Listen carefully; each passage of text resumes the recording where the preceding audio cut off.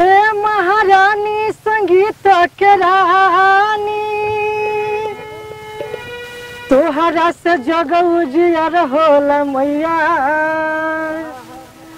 हम तो बोलावतनी असर लगावतनी, तन के ओढ़ा दिया चला के छैया। देखी एक भक्त अपना बीड़ा वाली माई से कैसे प्रार्थना करते रहो, कौना भाव में कहते रहो। मूर्ख के ज्ञानी बना देल मैया, मूर्ख के ज्ञानी बना देल मैया। तोहरी चरण पूजा, तोहरी चरण पूजा परतानी पैया। मूर्ख के ज्ञानी बना देल मैया।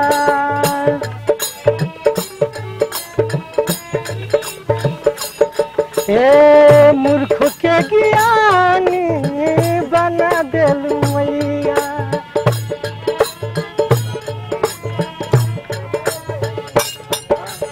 ए भैया और क्या कहते रहो।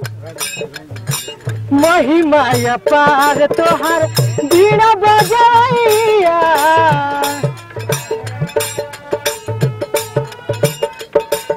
ए हंस पर सवार होत दर्शन दे दे मैया।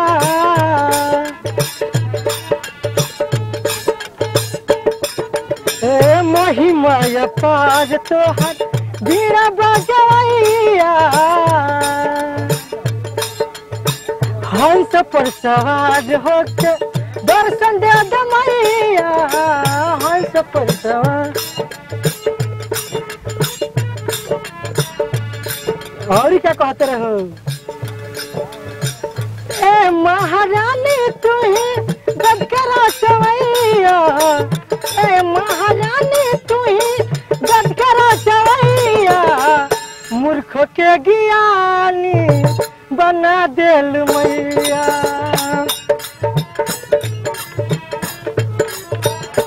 ए मूर्ख के ज्ञानी बना देल मैया।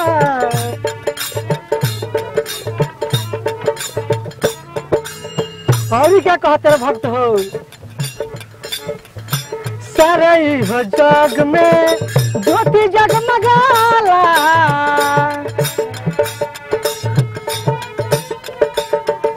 हाथ जोड़ के कहेले में से उजाला।